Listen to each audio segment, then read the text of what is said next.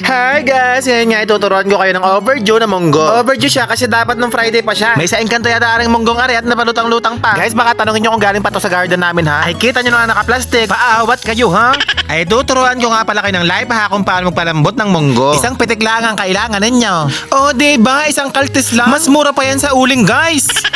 Ay lagi nga pala natin uunahin ang mantika sa paggigisa. Ay garang-gana manyapat may sahod na. Ay tatanggalin nyo yung buto sa kamatis ha. Mahirap na at baka magka-appendicitis kayo. Ay tuong kahir dumag sa kubeta pag kayo nagka-appendicitis. Unahin nyo nga pala itong balona dahil makunat yan, parang kakilala ninyo. Ay sa sobrang kunat ay parang na siyang coconut. Miss Puta, why not? Coconut. Ay isunod nyo na yung katay, baka magtampo pa yan. Salt bake ka muna. Lagyan ng toyo, patis, paminta. At sa puntong ito nga, kailangan nyo sumayaw ng opalite. At kapag gaya na yan, ay alam lang ng kapitbahay ninyo ang ulam ninyo dahil umaamoy na yan. Kau, lutong babonos ang teyo Ay paparating pa lang, ay ubos na. Ay ari na nga mga gulay, ipasok na yan. Ay alam nyo bagang nasunog ang aking sandaw. Kau, munti ka na. At nung aking yung tinigman ay parang kulang sa pagmamahal.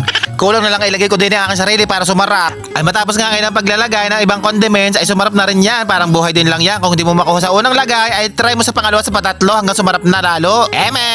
Ilalagay ko lang aring finishing touches ha, aring pechay at aring miswa. Ay masarap ito ha, mukha lang hindi. Ay labo-labo na Ay ito nga pala guys sa pinagtabasan ng ating gulay, ibabalik natin yan sa garden.